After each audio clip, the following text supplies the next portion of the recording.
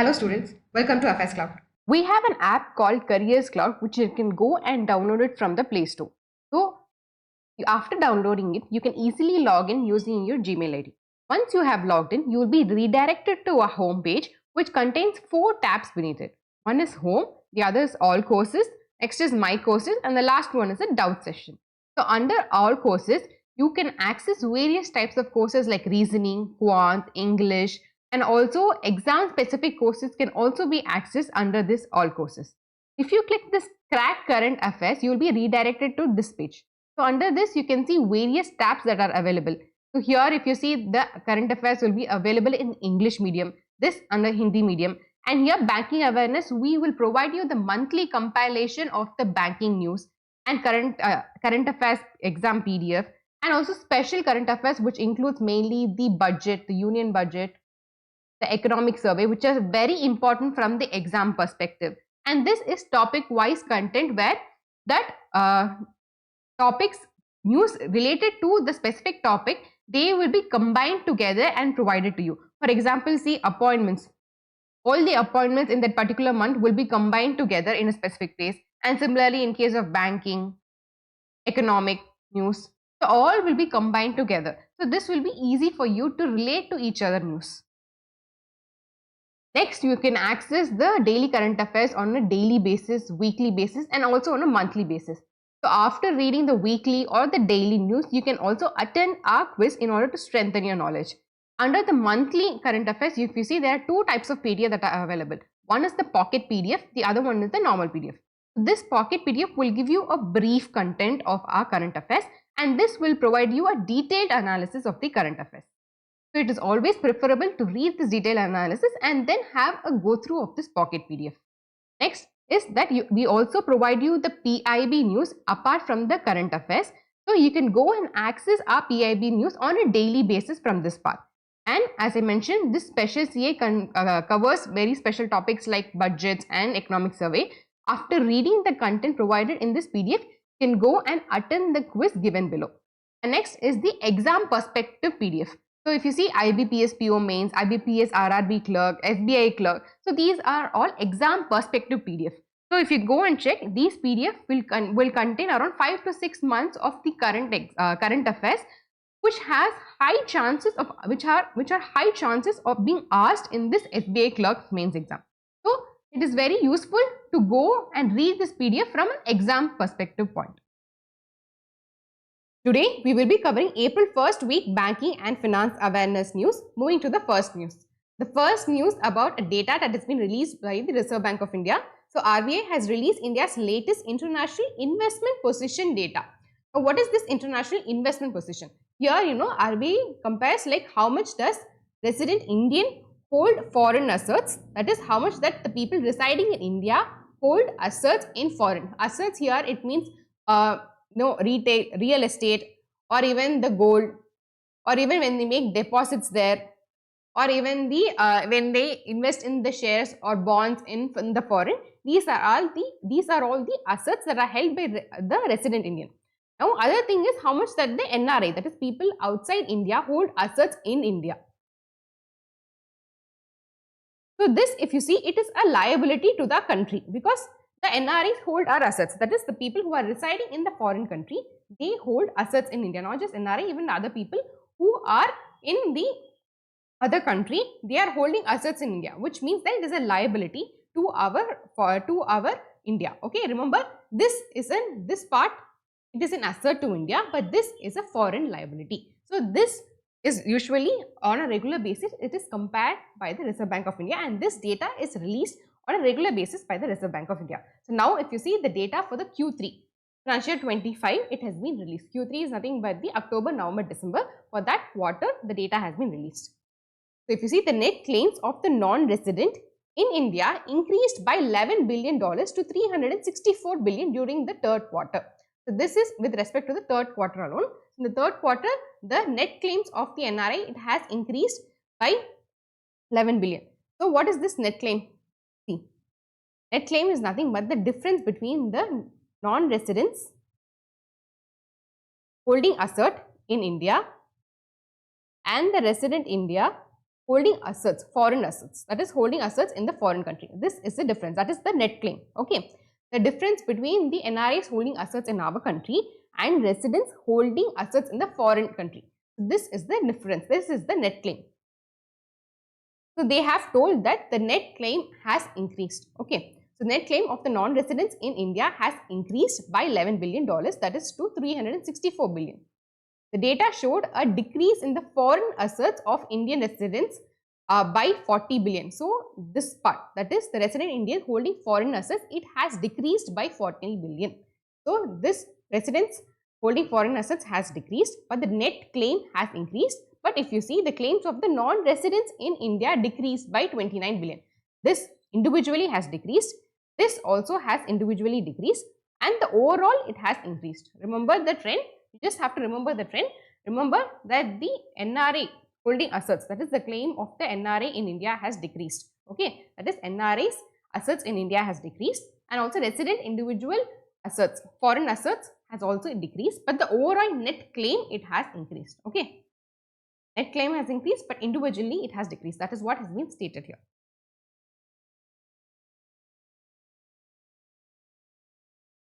So as per RBI's latest data, the decline in the foreign liabilities of India was due to the decrease in inward direct and portfolio investments during the Q3 financial 25.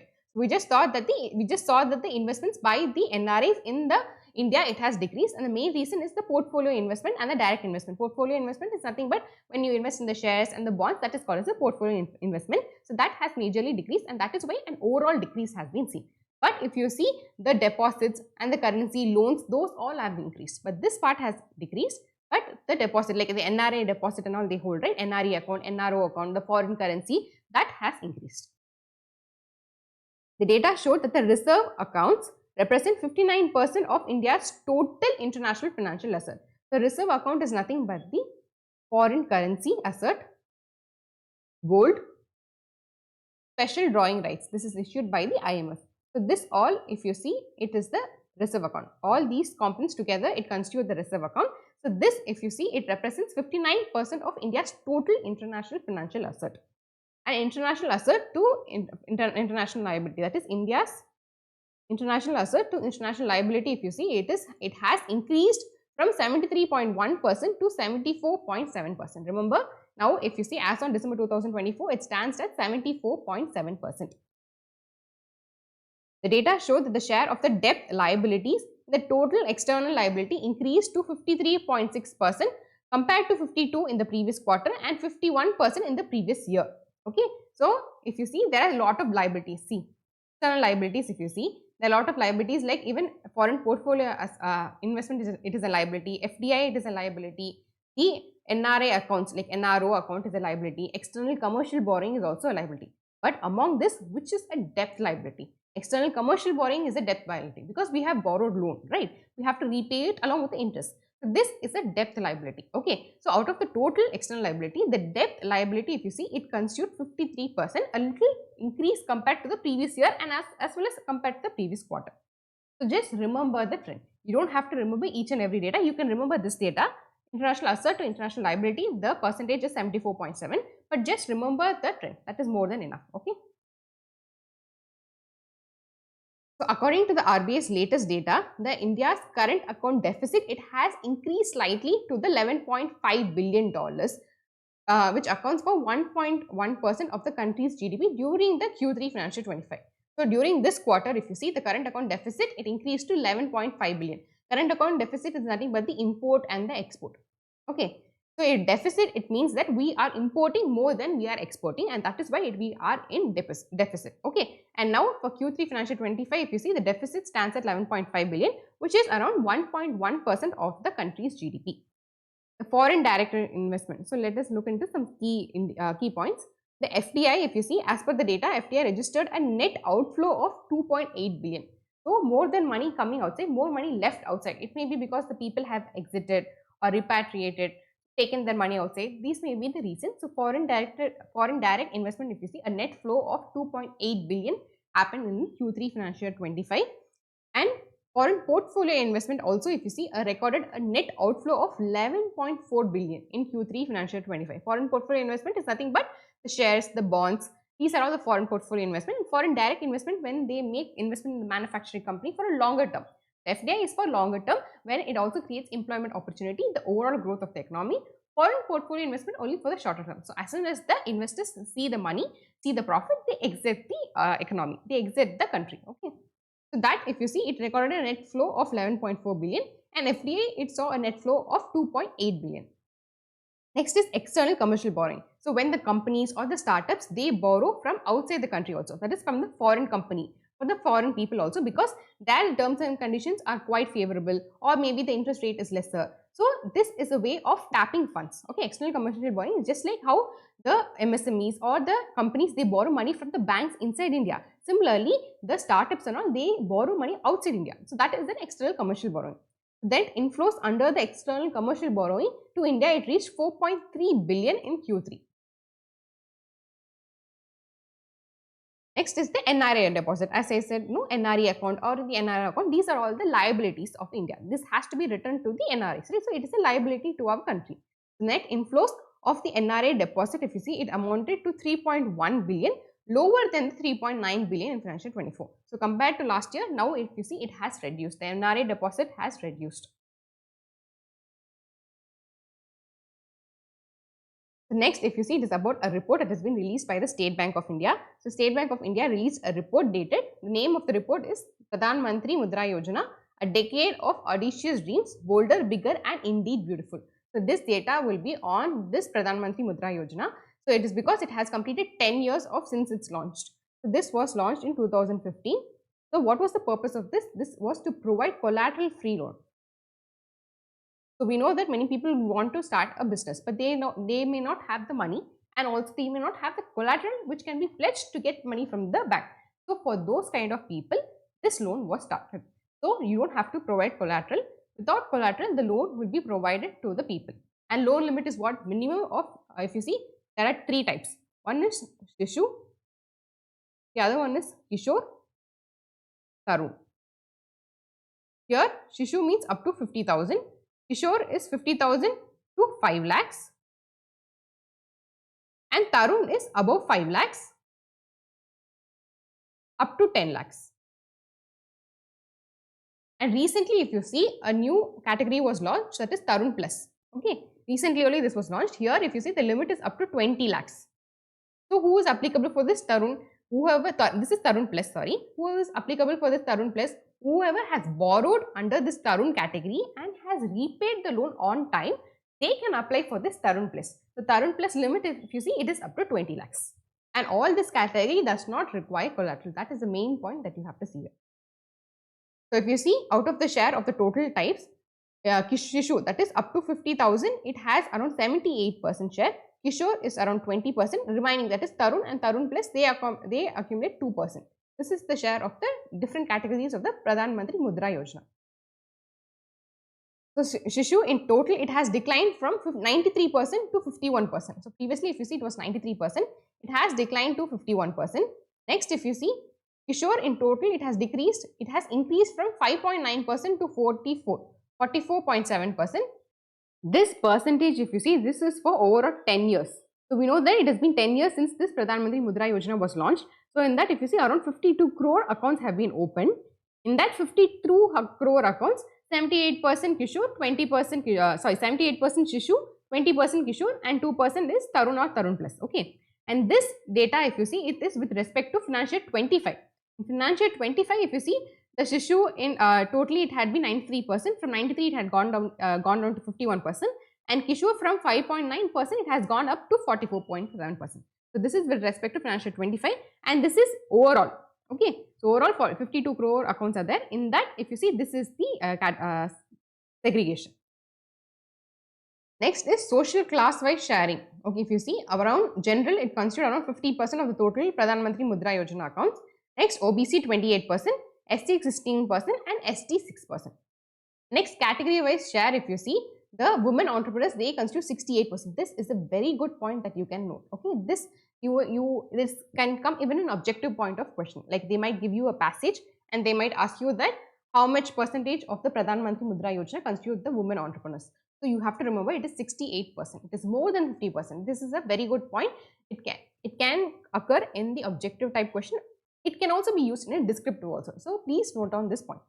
Next, new entrepreneurs, they account for 21%. So among the states, if you see, Bihar, it has the largest number of the Pradhan Mantri Mudra Yojana women entrepreneurs, around 4.2 crores, followed by Tamil Nadu and then West Bengal. Remember, Bihar, Tamil Nadu, West Bengal, BTW. Okay.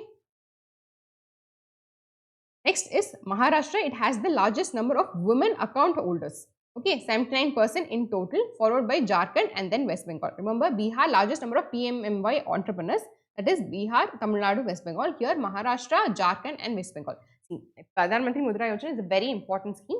So, this, because it had 10 years of it has been crossed, that is why these many data has been released. This is an important question. You have to remember the data. The first three states in this case and this case, you have to remember, it is very, very important. Next, if you see state-wise, so the constitution of the Pradhan Mantri Mudra Yojana, if you see, the share of it, if you see, it has increased from 5.6% in financial 2016 to 10.97%. And similarly, in Uttar Pradesh, from 9.2% to 11.3%, and Odisha from 4.2% to 4.1%. So this one you don't have to remember much, but the previous data I showed you, that you have to remember. It is very, very important.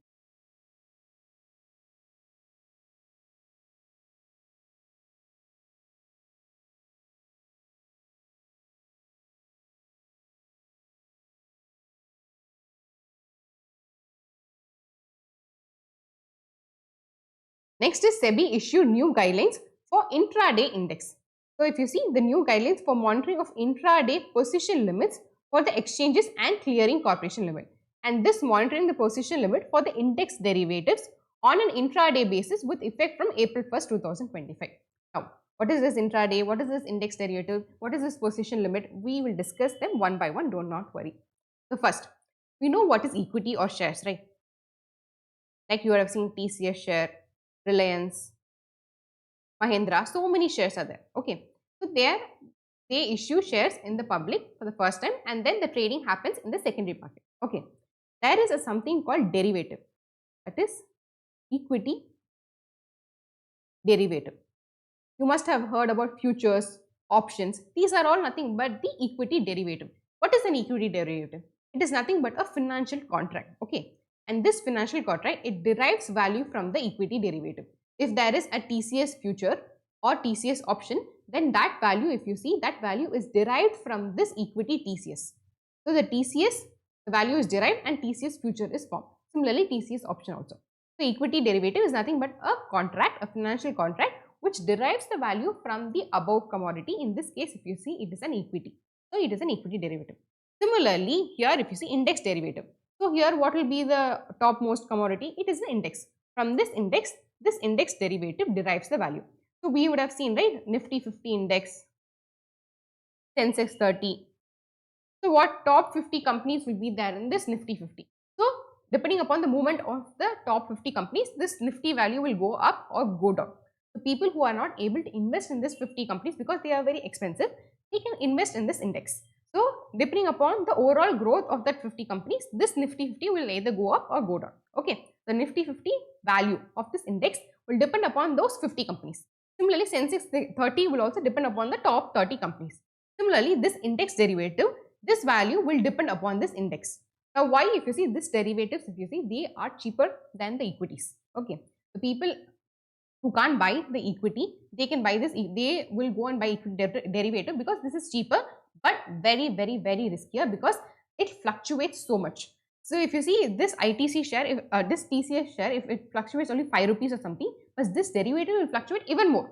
So it will happen in very milliseconds also. So that is why it is very, very risky. Index derivative or equity derivative, any derivative, it is very, very risky. And now if you see, SEBI has told that the stock exchanges, they have to monitor the position limit. Position limit is nothing but how much is that investor holding. That limit has to be monitored. If there is a specific limit that the SEBI has mentioned, if the person is holding more than that limit, then you don't have to issue any fine or penalty, but you have to inform him that he has breached the limit. As of now, there is no any penalty. If that person exceeds that limit, then you have to inform that person that he has breached that limit. This is what SEBI has issued. Okay. So right now, if you see the position limits, that is how much of something a trader can hold, and intraday is nothing but they buy and sell the stocks or the index or the derivative the same day. Intraday is when you buy and sell it on the same day. It is called as an intraday trader. Okay. So they are checked only at the end of the day. So how now it is happening is that only at the end of the day, the stock exchange or some they check how much is that particular person is holding. Okay. Only at the end of the day, not during the day. Okay. Only at the end of the day when the market closes, only at that point of time it is checked. But now SEBI has told that we have to check during the day itself.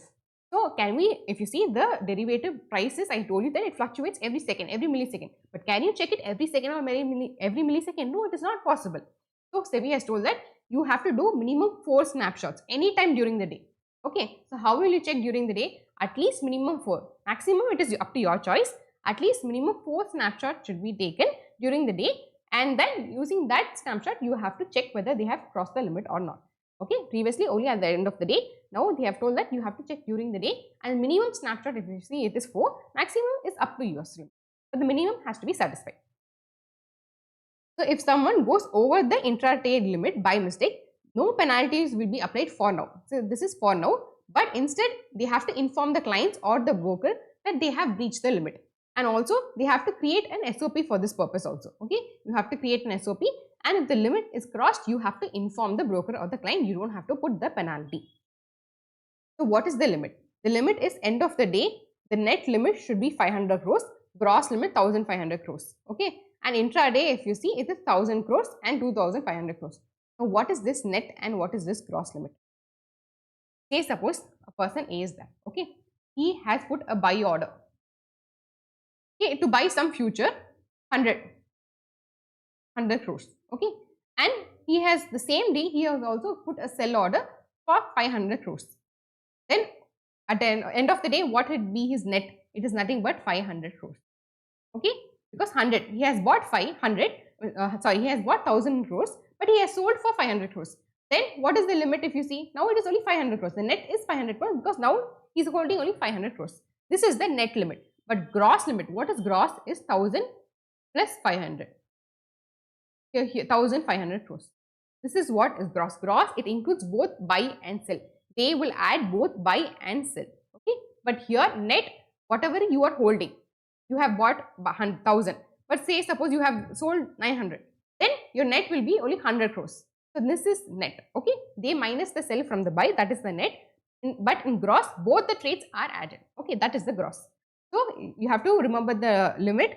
So end of the day, it is 500 crores and 1500 crores gross limit intraday. So throughout the day, you shouldn't cross this limit. Okay, end of the day is after the market closes. This should be the maximum limit throughout the day. At any point of day, any point at 9:30 or 10:30 or 11:30, this limit 1000 crores and 2500 crores should not be crossed. Okay, remember this, it is very important. So this limit, if you see, this is for the options. Okay, I told you, right, there are 2 types of derivatives like in futures and options. So this is for the options and this is for the futures. There is different limit for the futures and options. Remember, the previous one was for options and this one is for the futures. Here the limit is 1500 crores. Previously it was 500 crores, and intraday, if you see, 2500 crores. Remember, end of the day 1500 crores and intraday it is 2500 crores. We have launched a new course called Static Banking Awareness course. Now this course will be helpful for students who are preparing for the banking exams and for the regulatory body exams. And also, recently you would have seen Paytm Bank in news frequently.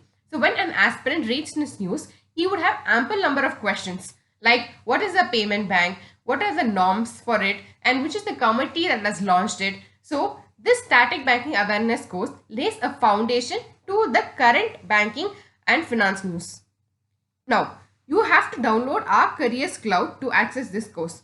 Once you have logged into our app, you can go and click this all courses icon, and then you'll be redirected to this page. In this, you have to go and click the Static Banking Awareness course, and under the details tab, you will be able to see a brief about this course. And under the part tab, it will contain all the contents, all the topics of the contents that are currently available in this course. We are working on this continuously and this will be completed within 2 months. Under the free tab, you can go and access one content, that is the origin and development content, for free. You can go and read this content and have an idea about this course. After reading this content, do attend the quiz that is also available under the same tab. Now, our team has allocated ample amount of time and resources to curate this content. We have created this content from various books and from various verified websites. Our content is better than any book that is available in the market. This is because we update this content on a dynamic basis. For example, there are currently 39 DRTs that are available in the country now. In future, if one more DRT is created or added, then it would become 40. So we would update this content on a dynamic basis. But in case of books, you have to wait for the next publication for this updated content. Nowadays, a lot of practical questions have been asked in the banking exams. For example, how many public sector banks are available on the stock exchange? Which is the payment bank that is being listed on the stock exchange? So, we try to cover as many practical questions as possible in this course. Apart from this, we also provide you a question bank that will contain around 3000 questions and the previous year questions along with it. We also have a dedicated tab that will release the important RBI notification and the frequent news released by the RBI.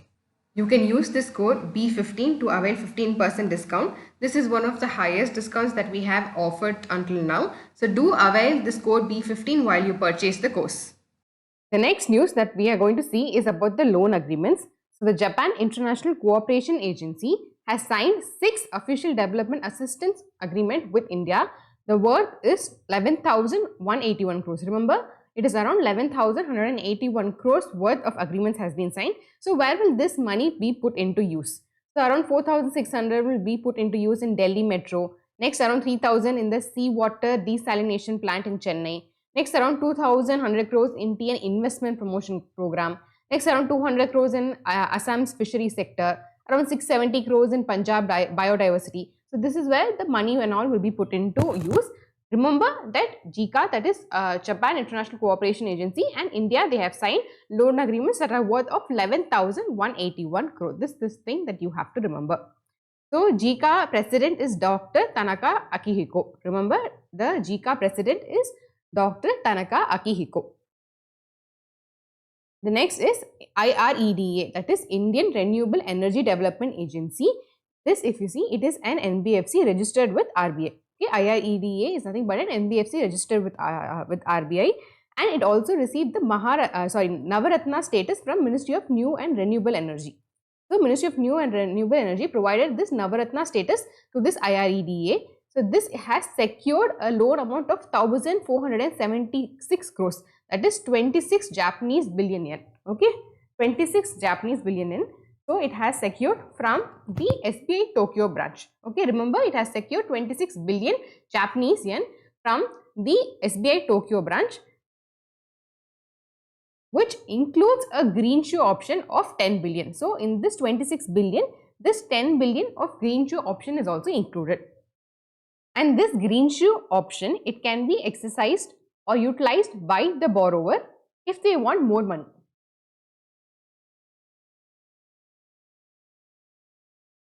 So if they want more money, then they can utilize this green shoe option.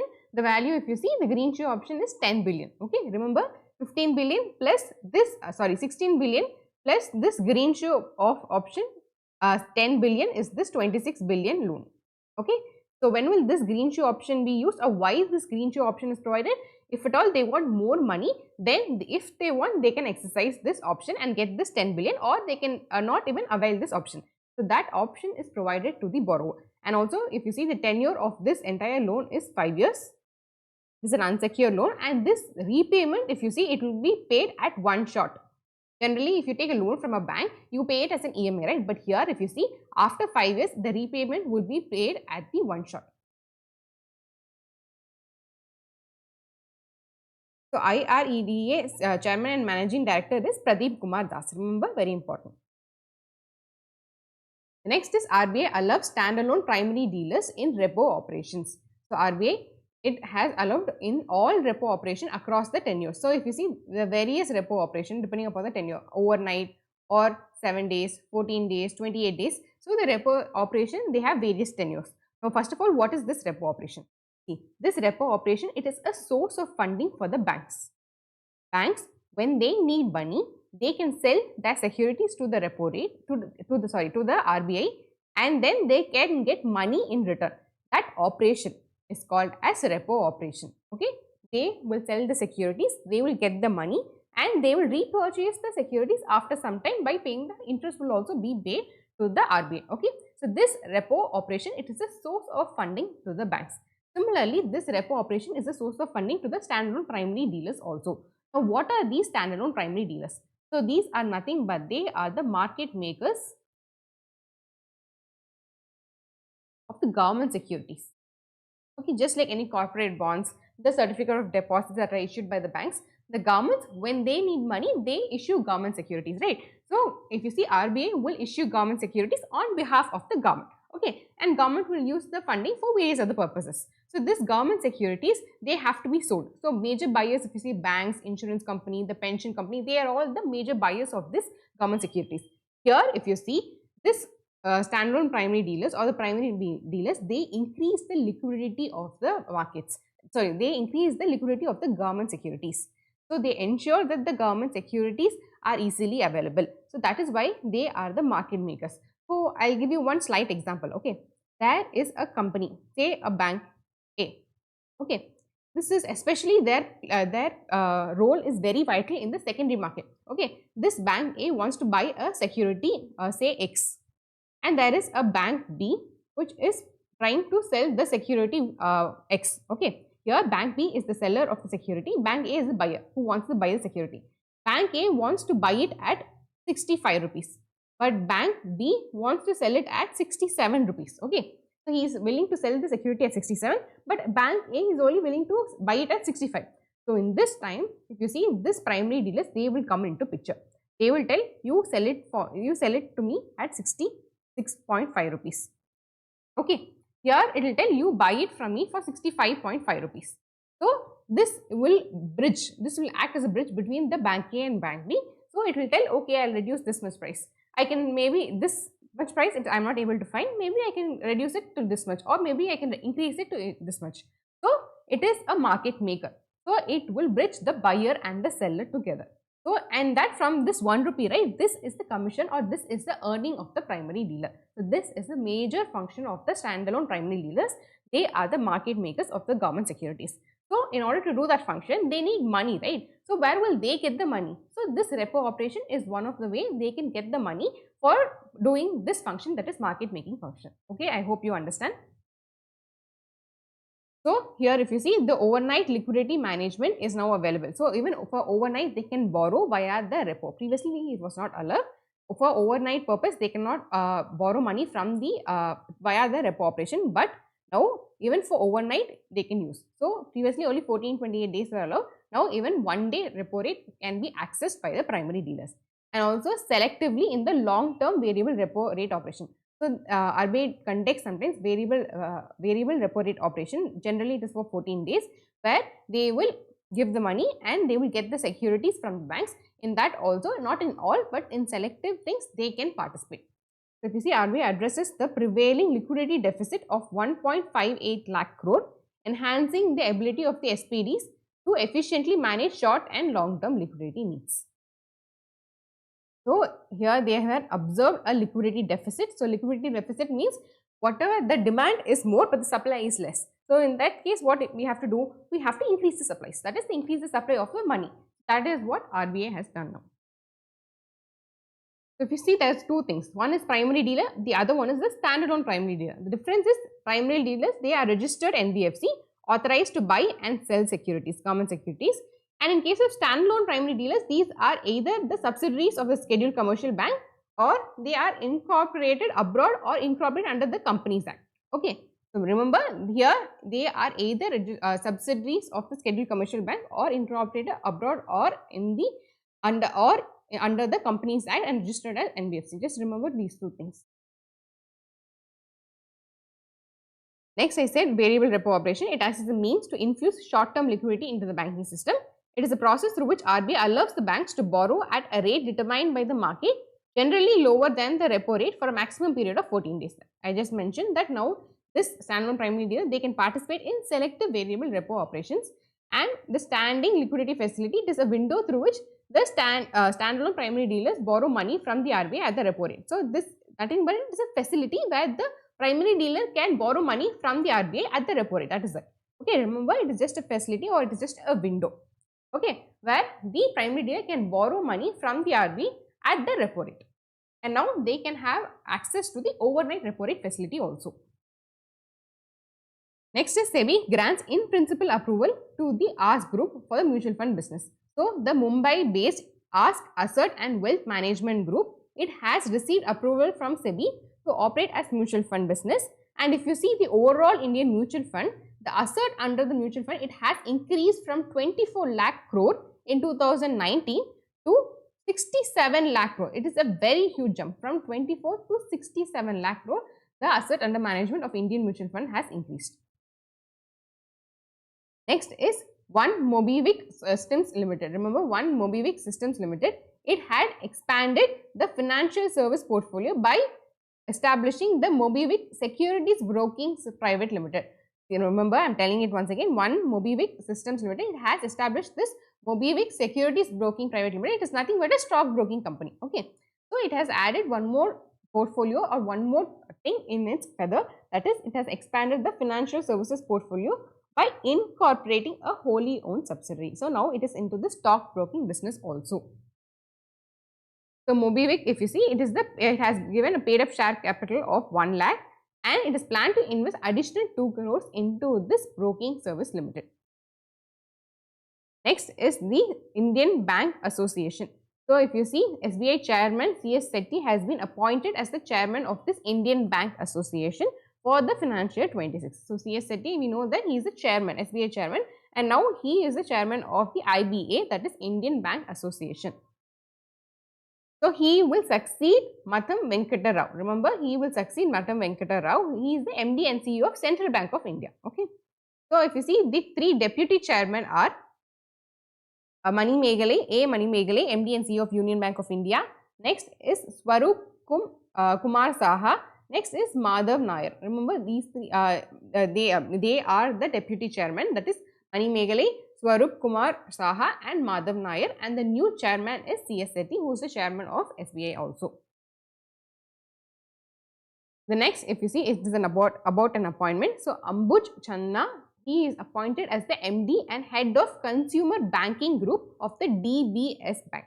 Remember, DBS Bank MD and head of consumer banking group is Ambuj Channa, and the CEO of DBS Bank is Rajat Verma. Don't get confused. MD is Ambuj Channa and CEO is Rajat Verma. Next, it is also again it is also about the standalone primary dealers. So they have increased the liquidity facility limit from 10,000 crore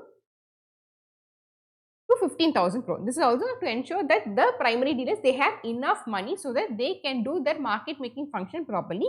That is the main purpose, so that the government securities are in good amount, the liquidity is high. That is the purpose behind increasing the liquidity facility for these primary dealers. So from 10,000 crores, it has been increased to 15,000 crores. Remember the new limit, it is very, very important. Next is Axis Bank Limited and the JP Morgan. Together, they have launched 24/7 cross-border payment based on this blockchain technology. So based on the blockchain technology, this 24/7 cross-border payment, it has been launched by 2 entities. One is the Axis Bank and second is the JP Morgan. So this will offer real-time USD, that is dollar clearing for the cross-border payment. And so if you see, because of this, the business will be able to receive or make any dollar payment at any point of time. And also the platform uses blockchain technology. So the latest technology is being used so that the payments happen swiftly on a real-time basis. The CEO of Axis Bank is Amitabh Chaudhry and the JP Morgan Chase and Company CEO is Jamie Dimon. Remember the names, it's very important. Also remember the entities who are involved here. Okay. Next is NABARD and the State Bank of India. They have signed an MOU to strengthen the rural development of the Assam state. Okay. Remember the name, it is NABARD and SBI together. They will strengthen the rural community of the Assam. So they have planned to invest around 500 crores by the financial year 2026. That is both NABARD and SBI. They have planned to invest around 500 crores by financial year 26. The purpose is to drive the sustainable growth and also empower the rural Assam, contributing to its long-term economic sustainability. So, economic sustainability is very important, and empowering the rural. So, empowering rural should only be done at in a sustainable manner. Remember, rural empowerment only in a sustainable manner. For that purpose, NABARD and SBI, they have come together. They plan to invest more than 500 crores by financial year 26. Next is IndusInd Bank. It transfers around 10,000 crore of corporate loans to the ICICI Bank Limited and the Federal Bank Limited. Remember, IndusInd Bank, they have transferred around 10,000 crore worth of corporate loans to the ICICI Bank and the Federal Bank. Remember, the three parties involved, very important. So, this is through the IBPS, that is Inter Bank Participation Certificate. So, if you see what is this IBPS, it is a money market instrument used by the banks to share loans, and in this transaction, if you see, the selling bank receives 40% of the loan amount. In this case, if you see, IndusInd Bank will receive 40% of the loan amount, which helps in managing liquidity and retiring deposits. The main purpose that the banks sell the loans to the other banks is because they are in need of some liquid money, or they are in need of some liquidity, or they are in a liquid tight situation.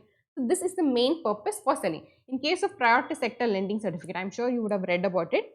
See, all banks, they have to maintain priority sector. Okay, priority sector lending target should be met. In case of scheduled commercial bank like IndusInd Bank or ICICI Bank, the limit for them is 40%.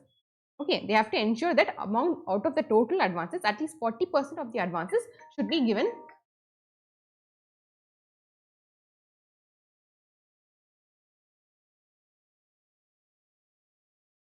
to the priority sector lending regions, okay, like agriculture, education, or MSME. So, to these sectors, the loan should be given. Okay, if they do not give it, in that case, what can they do is they can buy certificates. Okay, say suppose there is a bank A and bank B. Okay, this bank A, it has met 45% of the target, and this bank B has met only 38%. So, it is in short of 2%, right? So, this excess 2%, it has to cover this 2%, but this is in excess of 5%. So, what it can do that this bank A can sell them to bank B.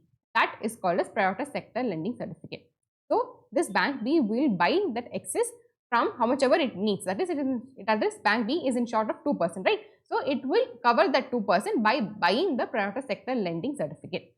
This is the purpose, and A will get interest on this priority sector lending certificate. Okay. So, similarly, here what is the purpose is that, main purpose is that IndusInd Bank might have been in short of funds or liquidity crunch. So, by selling the loans, it will get 40% of the money. So, that is the purpose here, is to break that liquidity crunch. They sell this interbank participation certificate. Next is Federal Bank Limited, NPCI, that is National Payment Corporation of India, and the USA based Visa. They too, these three have partnered together to launch the Fed Starbus credit card. Remember the name? Fed Starbus credit card. Three parties are involved, one Fed, next is NPCI, and next is Visa. So, here is to streamline business transaction and enhance the financial flexibility for the SME. So, what are the various features of this credit card? So, it provides OD or the credit card, CC is nothing but cash credit integration. So, direct linkage to the OD or cash credit accounts with a limit of 50 lakhs. So, you can have directly, your credit card can be directly linked to your OD account with limits up to 50 lakhs only. Next, if you see transaction limits, it enables transaction of up to 3 lakhs per day. Next, validity up to 5 years, and also it operates via Visa and also RuPay networks across India and internationally. So, just go through these features, you don't have to buy hard anything, but you have to remember the three entities, that is Federal Bank, NPCI and Visa. Together, they have launched this Fed Starbus credit card for the business people, especially the SME, small and medium enterprises. Next is about the rating. So, if you see Moody's rating, it has projected that India's GDP will grow at 6.5% for financial 26. Okay, this is financial 26. This is lesser than the projection of 6.7% for the financial 25. So, in financial 25, it is expected to grow at 6.7%, but in financial 26, it is expected to grow only at 6.5% as per Moody. So, if you see, though the rating has lowered, but also this rating, it is the highest among both advanced and emerging group G20. So though our rating is lower compared to the previous year, but still it is the highest amongst the advanced and the emerging group 20. So if you see Government of India, it has increased. We know that the income tax exemption limit, it has increased from 7 lakhs to 12 lakhs. So up to 12 lakhs, you do not have to pay any taxes under the new tax regime.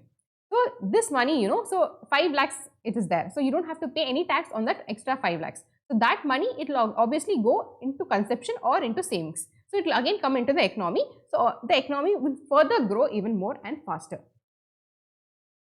So the move is expected to boost consumption and demand in the economy.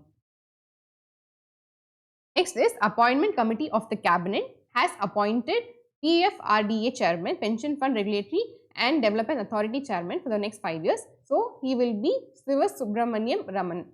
Remember, the new PFRDA Chairman is Siva Subramanian Raman, and he will replace the Deepak Mohanty. So Deepak Mohanty was the chairman until now, and now he's been replaced by Siva Subramanian Raman. And the main thing is, you have to tell me in the comment section who is the chairperson of this ACC, that is Appointment Committee of the Cabinet. It is very easy. Who heads this ACC committee? Okay, it is very, very easy. Just at least guess it. Next is about the new Deputy Governor. So, National Council of Applied Economic Research, National Council of Applied Economic Research Director General Poonam Gupta, she will be the new Deputy Governor of RBI. She will be replacing the MD Patra. Okay. He will be replacing MD Patra, and Poonam Gupta is the new Deputy Governor.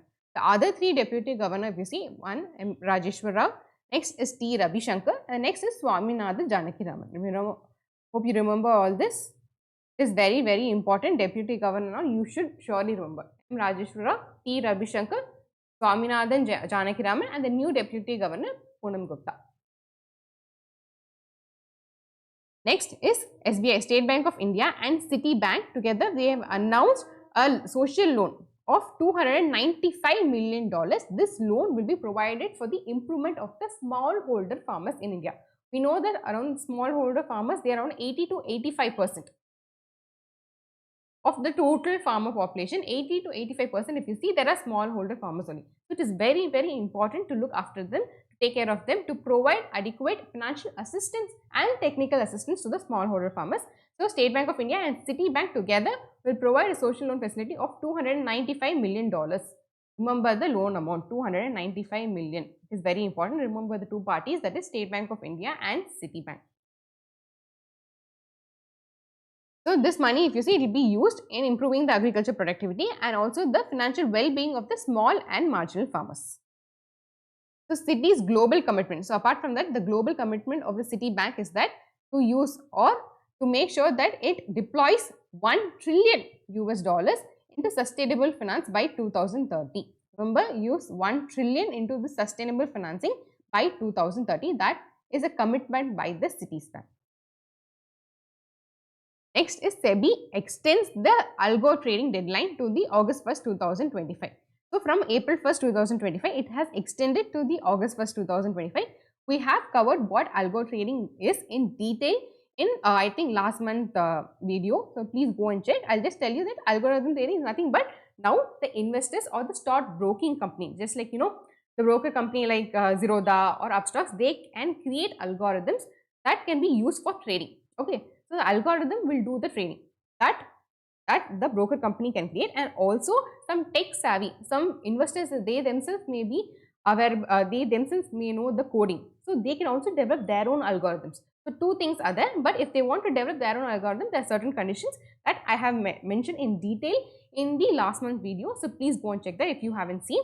But now if you see, the SEBI has extended the deadline from April 1st, 2025 to August 1st, 2025. So this is because the stock exchanges had made the request because they needed additional time to finalize the technical standards. So if an algorithm should be developed by the stock broking company, then there should be a technical standard, right? You have to meet the standard. So it will take some time. So that is why we are requesting this extension. So new deadline is August 1st, 2025. Next is Axis Bank becomes the first Indian bank to launch the B2B collection solution. Remember, Axis Bank has partnered with a Fortune 500 company in India Okay, the purpose is to become the first B2B collection with the help of the Bharat Connect. So what is the use of this? So this will enable wholesale distributors and retailers to make invoice payment directly from their application. See, there will be an application. Okay, this is a retailer. This is a wholesale distributor. So the retailer will buy products from the wholesaler and the retailer has to make a payment to the wholesaler, right? So there will be an application where the retailer will make payment to the wholesaler, and in that application only the wholesaler will also create the invoice or not. Okay. So what happens is that in this app itself, all this Axis Bank will also be integrated. Okay, Axis Bank will also be integrated via the Bharat Connect. So Axis Bank B2B collection will be integrated via this Bharat Connect, so that both invoice payment, making the order, everything will happen in this whole app itself. So retailer will make the order, the invoice will be created, and the payment will also be made, everything in this one app itself. Or otherwise, what the retailer has to do is that he will raise the order in this. Okay, the wholesaler will also raise the invoice, but for payment, retailer will have to log in the Axis Bank portal and make the payment to the retailer. Sorry, make the payment to the wholesaler. Okay, retailer usually what he does is there's an app where he makes the request how many products or he needs, that he'll make it to the wholesaler. Wholesaler will create the invoice, but retailer will make the payment by going to the bank, Axis Bank portal, and making the payment to the wholesaler. But now if you see, now it will be interconnected via the Bharat Connect. So the B2B collection is there now, Axis Bank, in Axis Bank. So what happens is that both placing order, invoice creation, invoice payment, everything will be done in one thing, that is in that app itself, because of this integration. So Axis Bank acts as a billing operating unit, offering a customizable and scalable solution. Remember this, it enables wholesale distributor and the retailers to make invoice payment directly from their application. This is the main advantage of this B2B collection that the Axis Bank has launched. Remember, Axis Bank becomes the first Indian bank to launch the B2B collection solution. Remember this, okay? Thank you for watching the session. I hope you had enjoyed it. We're also available in Telegram under the name AffairsCloud_official. We also have an Instagram handle. Thank you.